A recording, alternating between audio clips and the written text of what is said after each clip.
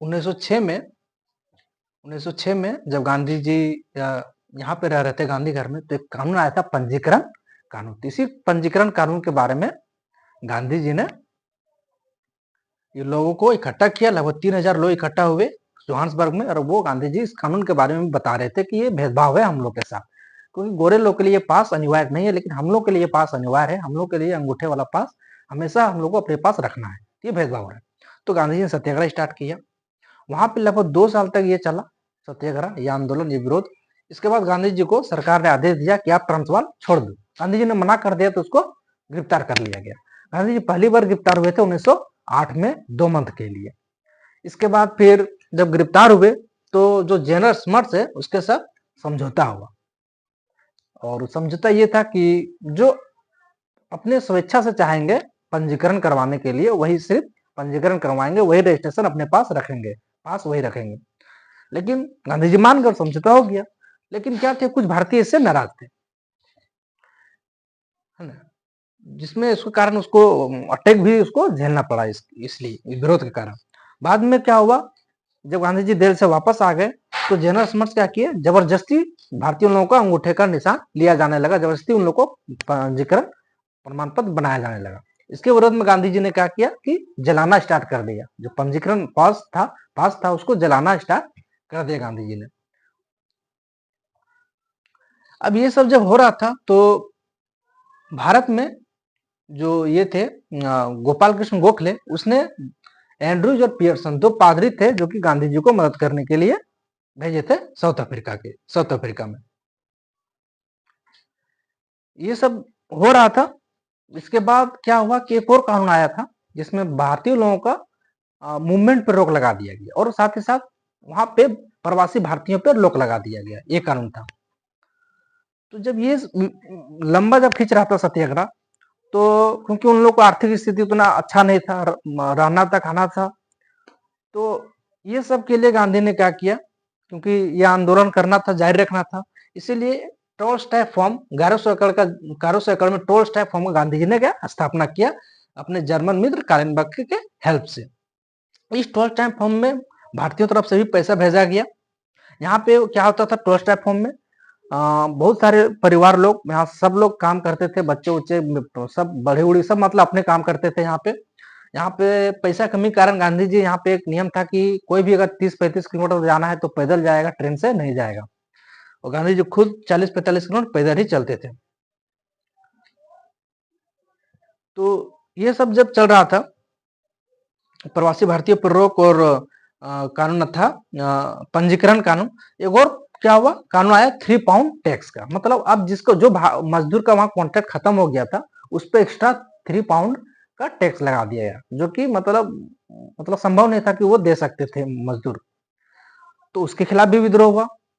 बाद में supreme court ने एक और निर्णय दिया कि जो भी ईसाई पत्ती से विवाह नहीं हुआ है वो विवाह अवैध है, इलीगल है।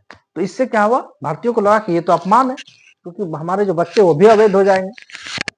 तो ये महिलाओं के साथ उसने, गांधी जी ने सोचा कि अपमान है, सारे भारतीय लोगों ने सोचा कि ये अपमान है, यहाँ तक कि हिंदू, मुस्लिम, पारसी जो भी रीति रिवाज से विवाह हुआ है वो अवैध हो जाएगा। तो इस खिलाफ क्या हुआ, सत्याग्रह जब स्टार्ट हुआ 1913 में, तो 1913 में जब सत्याग्रह स्टार्ट हुआ तो ये बहुत, इसमें सारे लोगों ने भाग लिया, मुस्लिम, पारसी, सिख, हिंदू सब, है ना, मजदूर सब भाग लिए। और गांधी जी की जो पत्नी थी कस्तूरबा गांधी, उसने भी क्या किया, महिलाओं को इकट्ठा किया और विद्रोह किया, जिस कारण दक्षिण अफ्रीका सरकार ने उसको गिरफ्तार कर लिया। और उसके जब महिलाओं को गिरफ्तार कर लिया तो न्यू एस्ली के जो मजदूर है, न्यू एस्ली एक खान है, वहां पे मजदूर जो थे उसने हड़ताल स्टार्ट कर दिया। तो जो खान के मालिक थे उसने क्या किया कि मजदूरों को खाना पानी बिजली बंद कर दिया। तो अब उन लोग को दिक्कत होने लगा रहने खाने का, तो उसका इंतजाम करने के लिए गांधी ने क्या किया, उन मजदूरों के साथ वो लेके टोल्स्टॉय फॉर्म आने लगे। रास्ते में क्या किया, गांधी जी को गिरफ्तार कर लिया गया और उसको प्रिटोरिया जेल में रखा गया। और जब मजदूर आ गए थे टोल्स्टॉय फॉर्म, तो दोबारा क्या किया कि सरकार ने एक गुप्त ट्रेन से उन लोगों को दोबारा खान में ले गया और जबरदस्ती उन लोगों को मतलब काम करवाया जाने लगा। ये सब देख के क्या हुआ कि जो गोपाल कृष्ण गोखले है उसने पूरा मतलब, और यहाँ तक कि निंदा किया, और यहाँ तक कि जो उस टाइम वायसराय थे भारत के, लॉर्ड हार्डिंग, उसने भी मतलब आवाज उठाई इसके बारे में।